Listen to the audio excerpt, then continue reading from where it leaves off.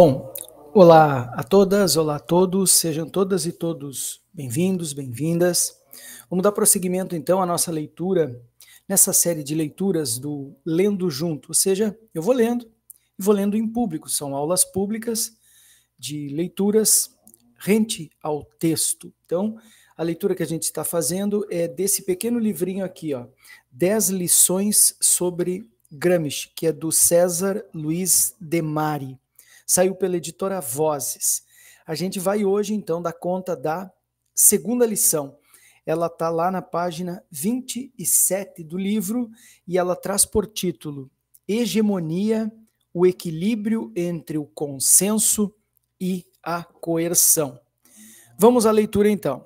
Diz assim: Gramsci é um admirador de Lenin e o autor já puxa uma nota de rodapé imediatamente e diz assim: Vladimir Ilyich Ulyanov, nascido em Gorky, Rússia, em 1870, faleceu em Gorky em 1924. Importante liderança da Revolução Russa, intelectual e escritor, com suas ideias ajudou a propagar o comunismo em dimensão internacional.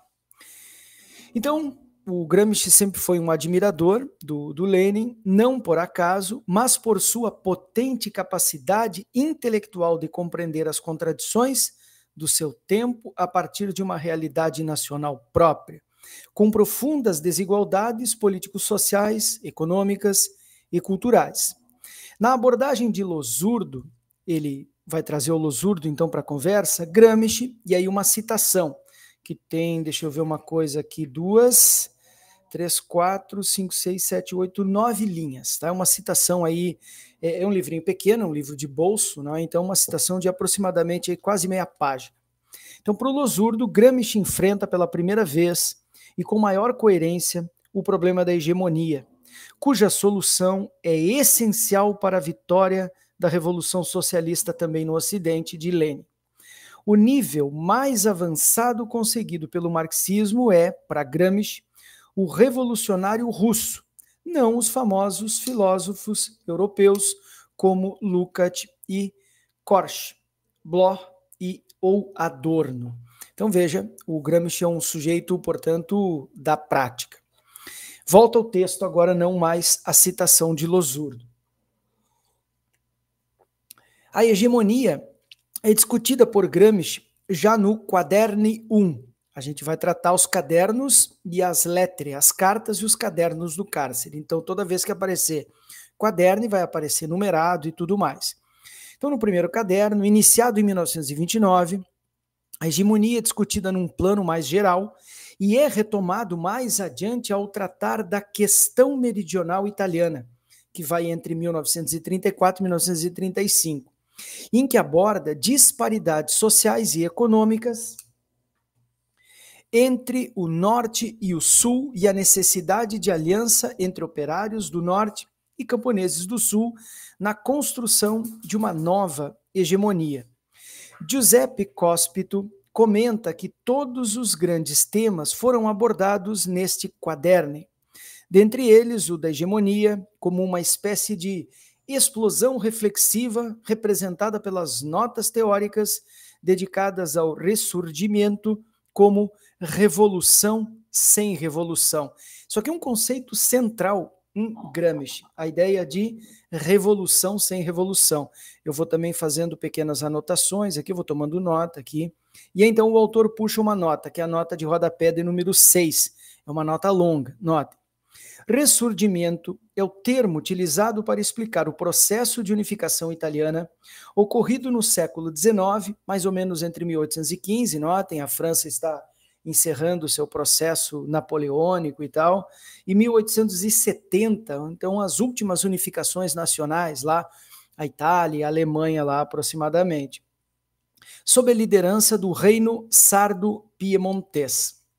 O processo é dividido, segundo Gramsci, em 3 fases, entre 1815 e 1847, com a ascendência da ideologia liberal nacionalista, Depois de 1847 até 1849, um pequeno pedacinho, desenvolvimento de diversos movimentos republicanos de curta duração, e de 1850 a 1861, com a afirmação do Partido Moderado sob o comando do rei Vítor Emanuel II e a liderança do primeiro-ministro Camilo Benso de Cavour, claro, uma origem francesa, o conde Cavour da Casa dos Savoia.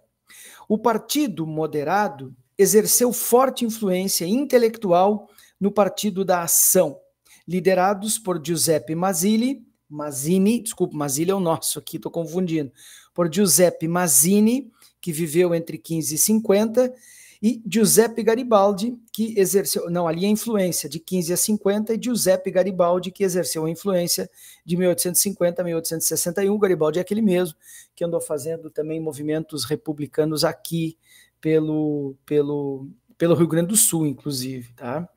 A tal ponto que estes não conseguiram representar a antítese no processo histórico, permitindo que a revolução se desse de modo passivo. Notem aqui, então, a ideia de revolução sem revolução.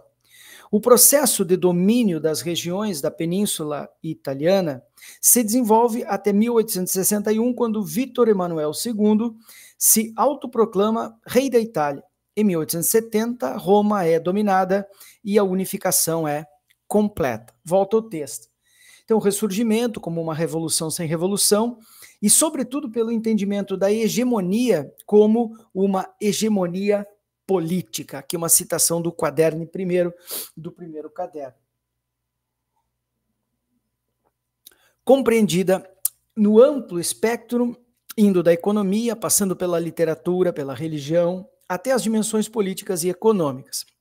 Destacamos, diz o autor, o nosso autor aqui, o César Luiz de Mari, destacamos uma passagem que coloca o critério sobre o qual se deve analisar a questão da hegemonia. Nova citação do caderno, isso aqui é Gramsci falando textualmente. O critério político histórico sobre o qual se necessita fundar a pesquisa é o seguinte, que uma classe é dominante de dois modos, ou seja, é dirigente e dominante. É dirigente das classes aliadas e dominante das classes adversárias. Portanto, uma classe já antes de entrar no poder pode ser dirigente e deve sê-lo, diria o Gramsci para nós. Quando no poder, ela se torna dominante, mas continua a ser também dirigente. Olha que interessante, isso aqui não é só uma diferença semântica, há aqui uma diferença política também fundamental. Pode e deve haver uma hegemonia política antes mesmo de ir ao governo e não devemos confiar apenas no poder e na força material que ela confere para exercer liderança política ou hegemônica. Ou hegemonia, ou hegemônica. Interessante isso aqui, como chegar ao poder não significa só dirigir, mas exercer efetivamente o poder. Muito boa essa diferença. Nessa mesma nota, Gramsci irá desenvolver a compreensão, já estamos lá na página 30, deixa eu dobrar bem a página aqui. Nessa mesma nota, Gramsci irá desenvolver a compreensão de que a classe dirigente exerce um papel intelectual, meio algo como mentalidade mesmo, uma mentalidade para o domínio, para o controle, para o exercício do poder. Isto é, dirige os grupos sob seu comando e é dominante sobre os adversários. Dirigente sobre os seus e dominante sobre os seus adversários. Interessantíssimo isso aqui. Eu vou até tomar nota aqui do dirigente e dominante. O Partido Moderado, diferente do Partido da Ação, no caso do Ressurgimento, exerceu o poder intelectual no processo da unificação italiana, ao modo espontâneo, sem um plano mais orgânico. Abre aspas para Gramsci. Eles eram intelectuais e organizadores políticos e lideraram os grandes proprietários administradores de terra, empreendedores comerciais e industriais, etc. Isso revela que o critério da pesquisa histórico-política é o de que não existe uma classe sem intelectuais e que estes, pertencentes à classe historicamente progressiva, exercem o poder de atração nos outros grupos de intelectuais, solidificando os laços de solidariedade numa certa unidade de classe, uma espécie de aglutinação pelo um exercício e influência intelectual. O Partido da Ação, no entanto, será considerado muito retórico e difuso, pois confundia unidade cultural com unidade política e territorial, dificultando em se tornar hegemônico no sentido da unidade de classe. No mesmo parágrafo, Gramsci levanta duas questões relacionadas à hegemonia. Uma diz respeito aos processos de absorção molecular ou dos grupos inteiros dos intelectuais de classe que não pertencem ao grupo dirigente, expressos pela categoria transformismo. Transformismo é a categoria, está em itálico aqui no texto. Esse fenômeno se desenvolve no campo das revoluções passivas, como o do ressurgimento, e é uma tendência que pode ser observada nas práticas políticas de outras nações.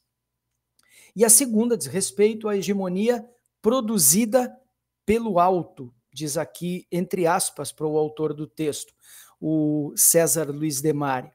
Ou seja, coordenada pelos grupos historicamente dominantes e também responsáveis pela crise de hegemonia, novamente aspas aqui, tiradas lá do caderno do Gramsci, mas que retornam ao domínio por outras vias, também mediada pelo consenso de parte das classes subalternas. Estamos lá pela página 31. Em seguida, o quaderno 4, Gramsci tratará da questão do Estado a partir do problema da estrutura e da superestrutura. Tal qual o Lenin, o Gramsci deu sequência à compreensão, à concepção de Estado no marxismo, coisa tal que está completamente ausente, não é, na teoria social marxiana. Então, o problema da estrutura e da superestrutura, em que apresenta a questão central do materialismo histórico, aquela que diz respeito aos dois elementos de orientação. Agora, aspas para Gramsci de novo. Primeiro, o princípio de que nenhuma sociedade se coloca tarefas para cuja solução ainda não existam as condições necessárias e suficientes, ou se estas não estão em desenvolvimento aparente. Essa frase aparece no prefácio da Contribuição à Crítica do Marx e no início da questão judaica do Marx. A humanidade não se coloca problemas para os quais já não tem hipoteticamente uma solução. Isso é uma questão metodológica muito presente no Marx, tá? Segundo, que nenhuma sociedade cai se não tiver realizado anteriormente todas as formas de vida implícitas em seus relacionamentos. Aí a questão das relações de produção. As relações de produção se desenvolvem inexoravelmente, né, numa ideia de recrudescimento, desenvolvimento, complexidade e tudo mais. Implicações, relacionamentos, caderno 4. Na continuidade da exposição sobre esses dois critérios, notem, aqui o Gramsci lendo o prefácio da Contribuição à Crítica. O Gramsci aqui está preso, portanto ele não conhece... Não, ele conhece os dois textos. O Gramsci aqui não conhece, claro, os manuscritos econômicos filosóficos, não conhece a ideologia alemã, não conhece alguns textos. Mas os textos em que estão essas premissas, o Gramsci muito provavelmente conheça, claro. Então, na continuidade da exposição sobre esses dois critérios, Gramsci observará o processo da hegemonia como um dado profundamente histórico e que não pode ser confundido com fenômenos espontâneos, bem como com fenômenos permanentes, isto é, as condições para a hegemonia ser alcançadas na articulação de três elementos fundamentais: o econômico, o político e o militar. Vou tomar nota aqui porque isso aqui é fundamental. A questão da hegemonia, então, se coloca em três dimensões: econômica, política e militar. Condições sobre as quais incorrem um conjunto de relações de forças. Aqui a Harnecker, no primeiro Lenin, depois Harnecker vai trabalhar correlação de classe, correlação de forças e tudo mais. O Gramsci também está trabalhando com essas nomenclaturas. No primeiro elemento, isso é econômico, colocam-se as questões objetivas no desenvolvimento das forças produtivas e seus desdobramentos nos diversos agrupamentos sociais. Para quem não está compreendendo aqui, a abstração é um modo de produção, MP, é igual a forças produtivas materiais e relações sociais de produção. Esses dois elementos formam um modo civilizatório, né, um modelo de sociabilidade, um modo de produção. Então, todo modo de produção é composto por dois elementos, as relações sociais de produção e as forças produtivas materiais. Tá? Isso é Marx, claro, não é Gramsci, isso é Marx. Mas Gramsci está trabalhando na perspectiva de Marx aqui, obviamente. Segundo, aqui no segundo, isto é, o político, considera-se o processo de alcance da consciência política que supera tanto a consciência individual quanto a corporativa, de unidade apenas no campo econômico, atingindo uma dimensão internacional, e no terceiro, sobre as forças militares, que é o militar mesmo, não é? Sobre as forças militares, ele deve ser compreendido de duas dimensões: a estritamente técnica, pela capacidade do domínio das armas, da incorporação da ciência no processo de domínio e controle do território, a ciência como algo, como um instrumento de luta mesmo, proletária inclusive, e a outra na dimensão político-militar, ou seja, incorporando dimensões do consenso e do domínio na construção da hegemonia. Então, aqui nesse parágrafo parece que está assim explicado na sua dimensão mais ampla a ideia de hegemonia em Gramsci. Ela é hipercomplexa, ela abrange todas as dimensões da sociabilidade humana. Estamos lá embaixo na 32.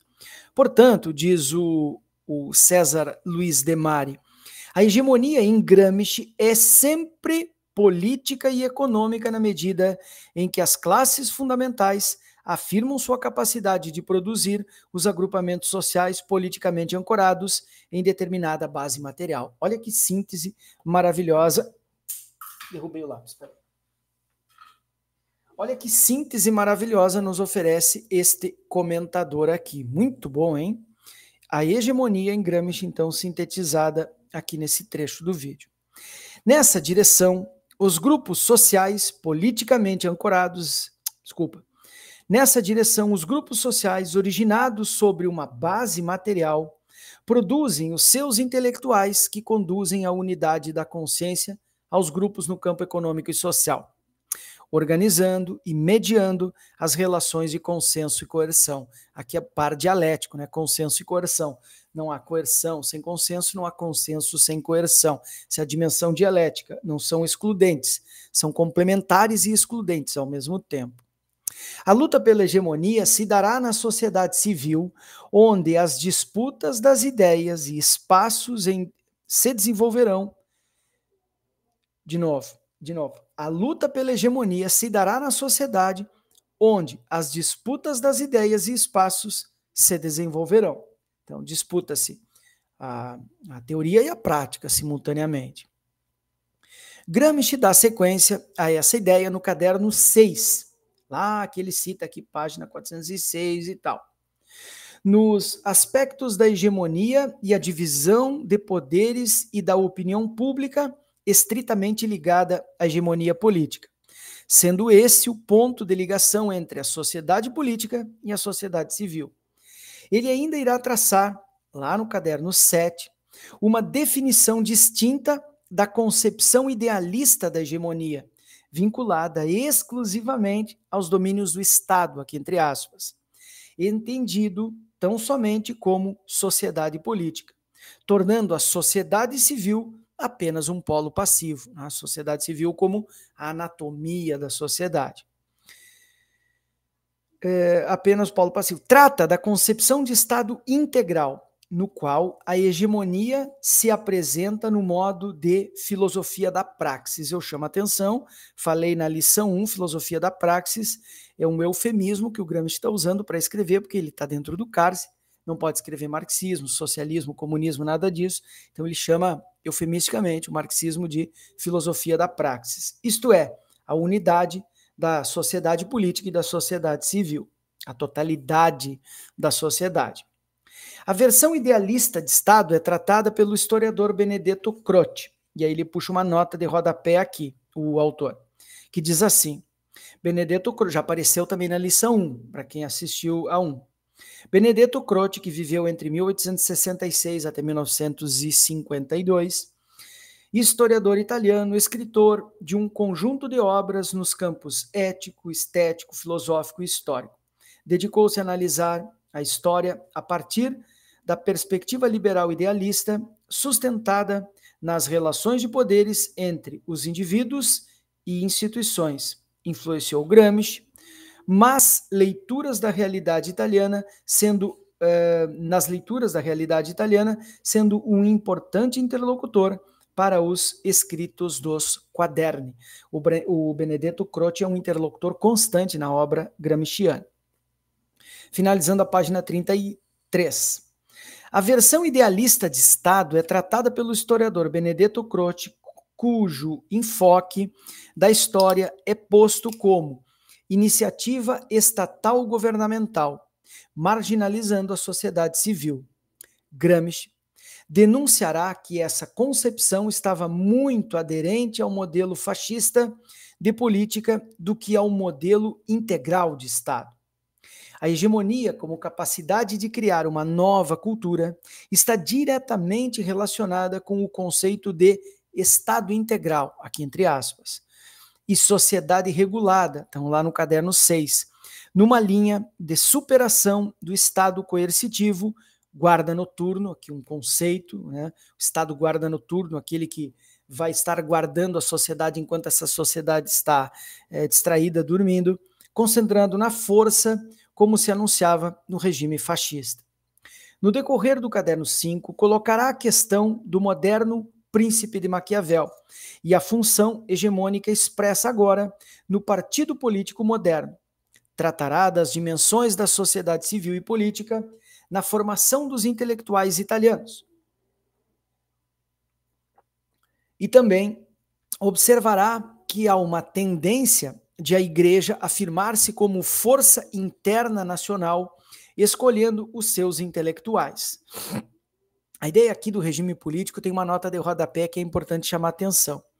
O regime político que o Estado se baseia na concentração de poderes no soberano e do soberano, distinção das mediações políticas como o Congresso e Justiça, vínculos estreitos entre o soberano e a população, lembra da ideia de fascismo aqui como um vazio institucional, não há nada entre a população, o povo e o Duce, entre o povo e o Führer, né? Entre o povo e o mito, né? A gente viveu isso muito de perto, né?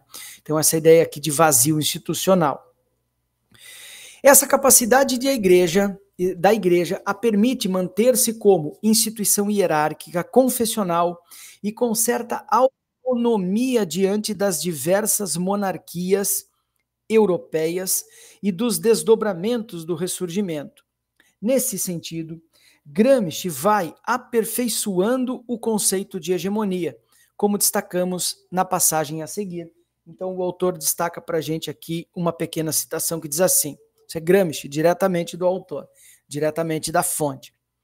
No desenvolvimento de uma classe nacional, paralelamente ao processo de sua formação no campo econômico, é necessário levar em conta o desenvolvimento paralelo em bases ideológicas, jurídicas, religiosas, intelectuais, filosóficas, etc. Deve-se dizer que não há desenvolvimento no campo econômico sem esses outros desenvolvimentos paralelos.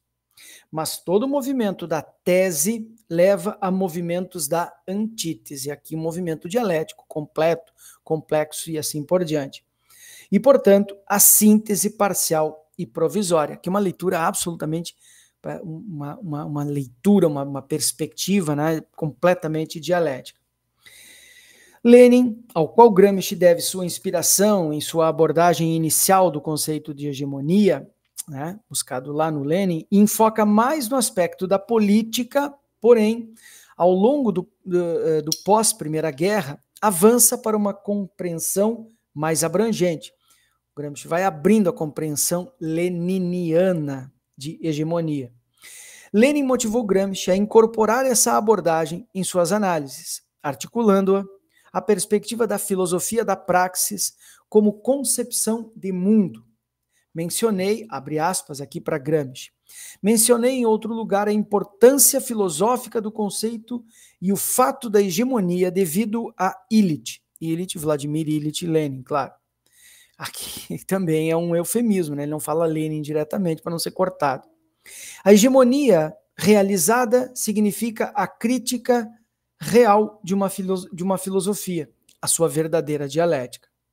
Gramsci, incorporando as experiências do fascismo, do terceiro congresso do Partido Comunista Italiano de 1926, em Lyon, na Internacional Comunista, e do cárcere, aprimorará a categoria que podemos, grosso modo, definir como exercício de poder realizado por uma determinada classe. Aqui, a ideia de hegemonia, eu vou até... categoria que podemos... exercício de... Tá aqui, achei. Exercício de poder realizado por determinada classe, quando se exerce o poder, não necessariamente o governo. É importante compreender que ele fala em hegemonia burguesa inicialmente, ou seja, de como determinados grupos produzem o consenso e se utilizam da coerção quando necessária para o exercício da dominância. Mas a questão fundamental desse conceito, que para o conjunto dos estudiosos é uma chave central, é a expressão que o Gramsci usa, chave central, na compreensão do pensamento do autor, é que uma outra hegemonia se faria a partir de baixo, mediada pela cultura, em perspectiva nacional popular. Os intelectuais orgânicos se constituiriam a partir das lutas dos trabalhadores. Aqui é importante chamar atenção para essa expressão aqui, a ideia de intelectual orgânico. Os intelectuais orgânicos se constituiriam a partir das lutas dos trabalhadores, né, como quem brota de baixo, de dentro e tal, organicamente, produzindo uma consciência renovada da política, da economia, da vida, da arte, portanto, sem domínio e sem opressão, mas estabelecidas em novas relações de poderes num Estado integral. A hegemonia não se define como a tomada de poder por determinado partido. A hegemonia não é a tomada de poder por determinado partido, mas a condição da produção de uma cultura mais avançada em que o senso comum não seria mais o fragmentário, alimentado pela sociedade burguesa, mas outro mais elevado capaz de decidir sobre as diversas dimensões sociais. Importantíssima essa definição aqui. A hegemonia, aqui tem uma definição de hegemonia aqui, né, complexa, aqui completa. Desse modo, eu vou botando asteriscos aqui no texto, tá? Vou deixando para trás. Desse modo, a hegemonia é produzida num longo processo histórico. Não se produz hegemonia num governo, por exemplo, rapidamente.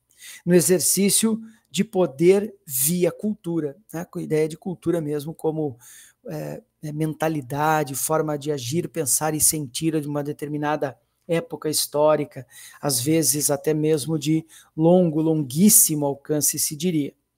Uma das investidas da Terceira Internacional Comunista, entre 1919 e 1920, conhecida como Biênio Rosso, cedeu por meio de conselhos de fábrica, organização liderada por Gramsci. Ele compreendia que novas relações de poder e de consciência precisavam adentrar o campo da produção e imprimir movimentos culturais capazes de sustentar novas relações de trabalho baseadas nos princípios do comunismo. Logo, a hegemonia, no sentido posto por Gramsci, nasce das classes subalternas que exercitam novas relações de trabalho. Novas aqui de novo, ó, novas relações culturais, numa perspectiva de superação da velha ordem burguesa. Quer dizer, uma troca mesmo de aquela expressão que se usa muito hoje, a ideia de narrativa como perspectiva pela qual se conta, se narra o mundo para determinada sociedade. Esse alcança dimensões culturais amplas, de modo a concretizar o poder antes da conquista do Estado propriamente dito. Aqui está o domínio político, diferente do domínio cultural. Ter o poder não é necessariamente exercer o poder de um governo. Você pode não ter o poder político, ou seja, não ter o controle das instituições do Estado, mas narrar para o mundo e para a sociedade uma perspectiva de mundo. Então, aí seria o controle hegemônico da cultura, da narrativa, essas coisas. Como defende Buttigieg, a hegemonia não surge de teorias abstratas ou gerais, não é uma abstração. Não é uma abstração. Não é um domínio da cultura como algo abstrato, não. Aqui é a cultura como um domínio concreto, um domínio da mentalidade, da forma de pensar, sentir, representar o mundo, né? Se reflete na religião, nas formas de sexualidade, na alimentação, na culinária, na arte, na literatura, em todos os âmbitos de uma sociedade. Então, não surge de teorias abstratas ou gerais, elaboradas por intelectuais profissionais que fazem aquilo consciente e deliberadamente, não necessariamente conseguirão fazer isso, mas das relações ou condições particulares da vida subalterna, florescendo numa perspectiva mais avançada. A ideia aqui de organicidade é fundamental. Aquela coisa que aqui a ideia de espontânea não como um defeito, né, no sentido de espontaneísmo, mas espontâneo no sentido de visceral mesmo, sabe? Orgânico no sentido visceral, que vem de dentro, que constitui, que expressa aquilo que de fato é na concretude. Abre aspas agora para o próprio Gramsci, diz assim: na verdade, estabelecem-se complexas redes de relações entre essas particularidades e estas, por sua vez, dão origens a conceitos gerais e teorias, a mais famosa das quais é a da hegemonia. Então, de fato, essa segunda lição aqui, ela é excelente para entender a questão da hegemonia, como esse domínio cultural, né, complexo, amplo e tal, não consciente necessariamente e tal. Lá na página 39, a hegemonia é a passagem para além da fase corporativa, indo para o desenvolvimento das dimensões superestruturais. Ela nasce na estrutura, mas ganha dimensão superestrutural. Lembram o que está na superestrutura? O Estado, a cultura, a educação, a saúde, a perspectiva, o mundo jurídico, as leis e tal, né? Então, superestrutural, a sociedade civil e sociedade política. E Gramsci, então, no caderno 4, comenta, considerando as observações de Rosa Luxemburgo. A Rosa nasce em 71, muito pertinho da idade do Gramsci, morre em 19, assassinada, claro, pelo partido na Alemanha por camaradas, pero nem tanto, né? Mas Gramsci sobrevive a ela porque vai morrer depois de ser solto lá no final em 37. Bueno, mas então dialoga com a Rosa com o que ele conhecia dos escritos dela sobre as questões de determinadas condições solicitadas pela filosofia da praxis. Lembro, filosofia da praxis é um eufemismo aqui para a produção da hegemonia. Abre aspas, quaderne 4. Da fase corporativa à fase da hegemonia da sociedade civil, ou seja, da fase corporativa, da fase está crescente aqui, uma ideia de crescente aqui em complexidade da hegemonia e tal. A fase do Estado corresponde às atividades intelectuais específicas, que não podem ser improvisadas arbitrariamente. Na fase da luta pela hegemonia, a ciência da política, não é a ciência política, é a ciência que constitui a política mesmo, real, a politique, se desenvolve. Na fase estatal, todas as superestruturas devem se desenvolver sob pena de dissolução do Estado. Ou seja, ou ele se constitui hegemonicamente, ou ele se desmancha, se dissolve. Como diria próprio Marx, tudo que é sólido se desmancha no ar. O autor, o César Luiz de Mari, coloca uma nota explicativa da Rosa. Marxista polonesa, naturalizada alemã, filósofo, economista, ativista contra a Primeira Guerra Mundial, deu sua contribuição ao pensamento crítico em diversas obras, com destaques à Reforma ou Revolução, Greves de Massa, Partidos e Sindicatos, o Folheto de Június e a Revolução Russa. Estamos lá em cima agora na página 40. Deixa eu me localizar aqui. Isso, estamos lá em cima na 40. Então, no caderno 10 e 11, definirá o conceito de hegemonia cultural. Aqui é tal qual se faz uso hoje. Inclusive, setores conservadores se apropriaram dessa ideia, mas não exatamente como Gramsci a concebia, mas com nitidamente, né, com algum pertencimento à ideia original gramsciana, claro. A ideia de hegemonia, por isso, chamam de marxismo cultural, óbvio. Então, a hegemonia cultural, que numa perspectiva integral significa também hegemonia política. As formas do conceito expressas por Gramsci foram hegemonia político-cultural. Portanto, o Gramsci mesmo não chamava de hegemonia cultural, mas político-cultural. Ou político-intelectual. Então, isso aqui é fundamental, porque quando aparecer a ideia que marxismo cultural seja uma ideia gramsciana, primeiro que não é, segundo que foram extraídos de Gramsci vários elementos, terceiro que nem a nomenclatura nem a nomenclatura é gramsciana.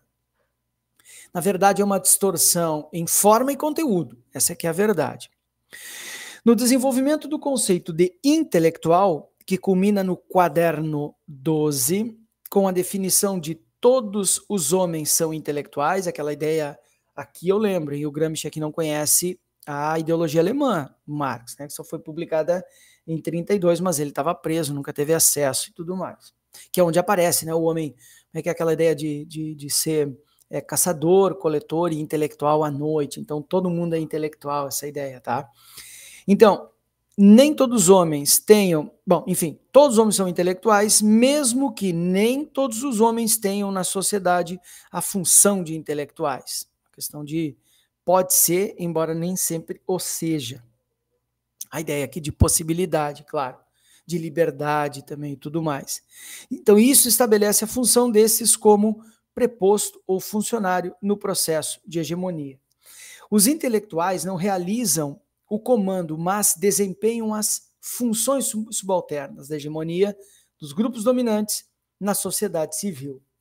Acompanha também uma concepção mais elástica, aqui no sentido de esgarçamento mesmo do termo, de intelectuais nessas funções, exatamente pelas novas características do desenvolvimento econômico e social, sendo compreendidas como profissionais. Aqui a ideia um tanto também weberiana, a ideia de profissional da política e tal.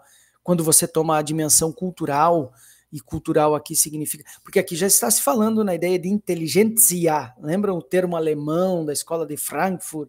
A ideia de inteligência com Z e tal. A ideia de mentalidade também, que depois a nova história vai tomar. Então, aqui aparece esse esgarçamento aqui do termo, tá?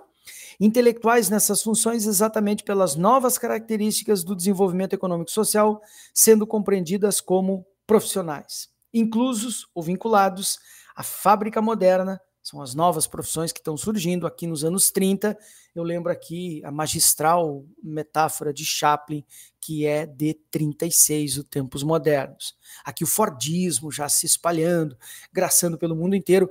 E eu lembro que Gramsci estava escrevendo em Turim, e Turim é a cidade da Fiat, para vocês terem ideia. Então o Gramsci viveu junto a um proletariado urbano do automobilismo, ele conheceu essa realidade. O estudo dos intelectuais colocará também a necessidade da análise das funções desses grupos exercidas pelos aparelhos hegemônicos da sociedade civil, tal como a imprensa, a escola, a igreja e outras, cumprindo também uma função hegemônica, onde se depreende, de onde depreende-se que, abre aspas agora para o caderno 10, toda relação da hegemonia é necessariamente uma relação pedagógica. Então, a hegemonia é sempre um processo de inculcação, como diria Bourdieu, décadas depois. Lá em cima, na 41. Um grupo social que pretenda unificar uma determinada sociedade não pode prescindir do papel dos intelectuais. Isso aqui tem que ser repetido, hein? Um grupo social que pretende unificar uma determinada sociedade não pode prescindir do papel dos intelectuais. Quer dizer, sem intelectuais não se constrói hegemonia, que depois a escola foi chamada de consenso, né? Vai fabricar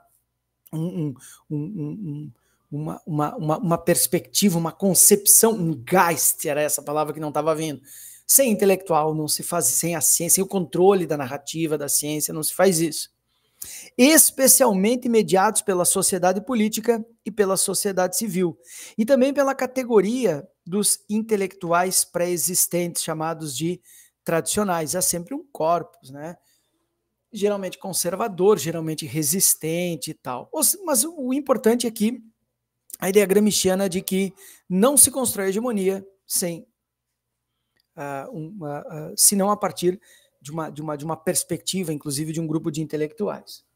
Nessa hegemonia, diz o autor nosso aqui, tá? O César Luiz Demari. Nessa hegemonia, a estratégia de guerra, de movimento, aqui tem um conceito de novo, ó, que o Gramsci vai chamar lá, mais adiante vai aparecer nas 10 lições, guerra de movimento, guerra de posição.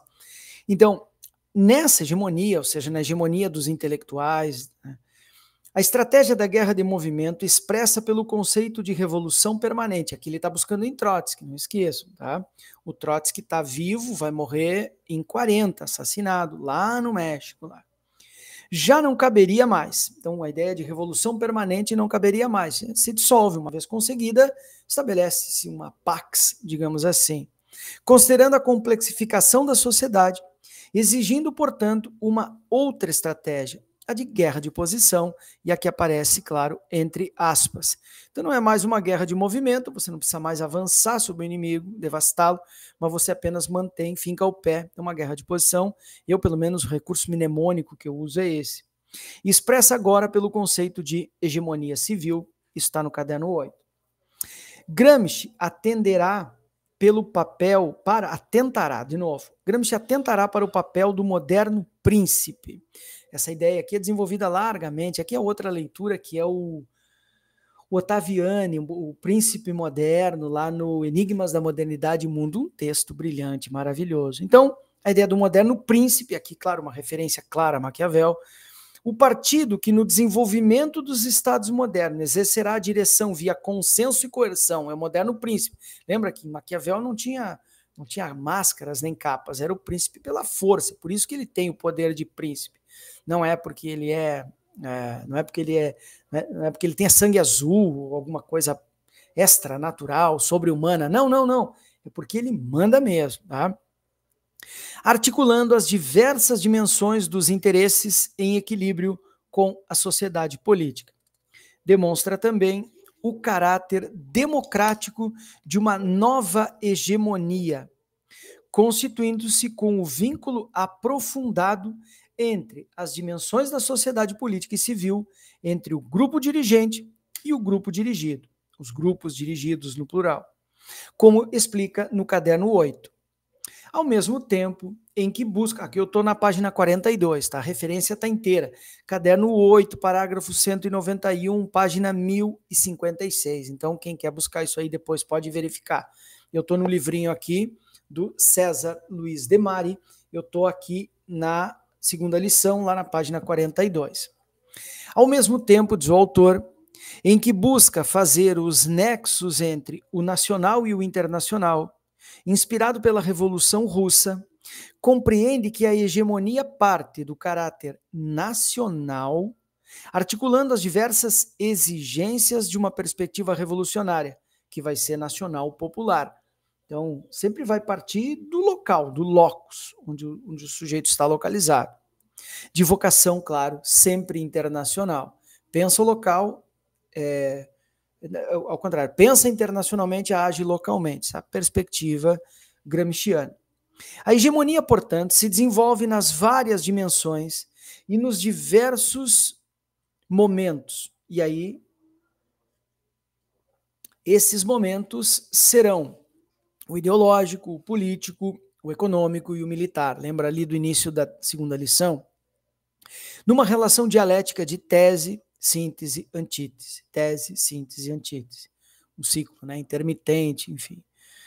Não assimiláveis pelas noções mecânicas de uma certa interpretação, onde pretensamente cada expressão do campo econômico teria o seu epifenômeno, né? O máximo, ponto máximo, o ápice, no campo político, mas como momentos de construção da hegemonia. Aqui é notem como é extremamente, como é uma concepção complexa, né, de política complexa, digamos assim. Ao mesmo tempo em que Gramsci aponta os limites das democracias formais, modernas, burguesas, que tem a forma de uma democracia, mas não o conteúdo delas, Gramsci hoje também daria o mesmo diagnóstico, muito provavelmente, porque é isso que a gente vê, a democracia norte-americana, por exemplo, enfim, inclusive querendo exportar a democracia para o mundo inteiro, querendo criar uma hegemonia político-burguesa, que é a ideia de que democracia é a melhor coisa que existe. Não era, nunca foi, enfim, como diria Lincoln, é o pior dos sistemas de políticos, com exceção, claro, de todos os outros. Então, burgueses que não teriam alcançado um estágio de desenvolvimento do Estado integral. Nunca chegou, porque ela não chega, não na sociabilidade, onde a propriedade dos meios de produção fundamentais é privada, enfim. Irá promover a tese da hegemonia para além do sistema parlamentar, diversos de regimes autoritários, referência ao fascismo aqui, isso que ele não viveu para ver o nazismo na Alemanha, imagina o franquismo, depois outros regimes. Referência ao fascismo e momentos ainda econômicos corporativos, e aí é uma referência aos Estados Unidos, só que os Estados Unidos que está no entre guerras aqui, né? Ele ainda está na transição, só se transforma na grande potência global depois da Segunda Guerra, claro, na segunda metade do século XX. Última página da leitura de hoje, página 43. As perspectivas hegemônicas cultivadas por Gramsci mobilizaram ao longo do século XX uma série de movimentos emancipatórios na América Latina e no Brasil. Se Gramsci guarda alguma semelhança à potência do pensamento marxiano, é a capacidade que o pensamento gramsciano tem de ser posto como arma política real, na realpolitik. Prova disso, embora distorcido em forma e conteúdo, é a utilização do, entre aspas, muitas aspas aqui, o marxismo cultural por parte da extrema-direita. Né? Agora, Gramsci se presta, sabe? Do avesso, de forma errada, mas se presta. Impressionante isso. E na América Latina e no Brasil, principalmente, que é o que o autor vai citar aqui. Expressões teórico-práticas para a superação das condições da subalternidade também são tratadas em autores como José Carlos Mariátegui, que viveu de 1894 a 1930, Juan Carlos Portantiero, que viveu de 1934 até 2007, José Aricó, de 1931 a 1991, Carlos Nelson Coutinho, que é um dos maiores tradutores de Gramsci, inclusive para a língua portuguesa brasileiro, aqui, professor aqui, que viveu de 1943 até 2012, o Florestan Fernandes, que é da segunda geração da USP, ou da primeira de professores formados pela USP. A primeira foi a missão francesa, que formou, por exemplo, caras como o Florestan, que viveu de 1920 a 1995, o Octaviani, que eu acabei de citar, que escreveu Enigmas da Modernidade e Mundo, que tem um capítulo que é o Príncipe Eletrônico, que, para entender, é necessário conhecer a concepção gramsciana de hegemonia, de Estado e tudo mais. E Leandro Conder, também marxista, que viveu de 1936 a 2014. Nelson Werneck Sodré, que viveu de 1911 a 1999, Álvaro Vieira Pinto, lá do campo da administração, que viveu de 1909 a 1987, dentre outros. Em movimentos de lutas populares, organizações estudantis, sindicais, movimentos sem terra, o MST, observam-se as expressões singulares de mobilizações e da organização de sociedade civil compreendidas pelo conceito de hegemonia. O conceito de hegemonia, a ideia de influenciar formas de pensar, de perspectiva de mundo, é muito forte a influência gramsciana. Engraçado, né, que não tem um partido gramsciano, vai ter partido leninista, maoísta, trotskista, stalinista e tal, mas não tem um partido gramsciano, embora muitos deles, às vezes desavisadamente, às vezes subtextualmente estão agindo de forma gramsciana. Interessante isso. O conceito é atual. Bom, quanto a isso eu não tenho nenhuma dúvida, né? É o conceito mais importante no marxismo hoje. Eu sem nenhuma dúvida, é o conceito marxista, gramsciano marxista, mais importante dessa terceira década do século XXI. Isso eu não tenho dúvida. É uma importante chave de leitura para a realidade contemporânea, fundamental, sobretudo nesse período de crise orgânica do sistema capitalista. Essa crise estrutural, como diria Mesaros. Fundamental. A ideia de hegemonia hoje é fundamental. A ascensão da extrema-direita sem a concepção de hegemonia fica muito mais difícil de ser compreendida. Trataremos a seguir, aí a terceira lição, nossa próxima aula, de um dos temas mais fundamentais do pensamento gramsciano, o do Estado integral. Então, o próximo capítulo será sobre Estado integral, cuja complexidade determina o terreno mais avançado da sociabilidade humana. Uma espécie de sociabilidade humana mais complexa possível vivida. É no intento da construção desse Estado que convergem todos os esforços da luta revolucionária e a busca da formação de uma nova cultura. Então, a gente acabou de dar conta da segunda lição. Eu vou localizar aqui os dois, tá? Para mostrar. Tá? Vamos lá, então. A primeira lição está ali. Nós fomos hoje na segunda, está aqui. Então, a gente está fazendo a leitura desse aqui, 10 lições sobre Gramsci, que é do César Luiz de Mari, editora Vozes. Hoje, a gente fez a leitura desta segunda lição, Hegemonia, o equilíbrio entre consenso e coerção, e na próxima aula nós leremos a terceira lição sobre Gramsci, que trata sobre sociedade civil e sociedade política, o Estado integral. Certo, meus caros? Então tá bom. Era isso por hoje. Muito obrigado a todos, muito obrigado a todas. Um forte abraço e fiquem bem.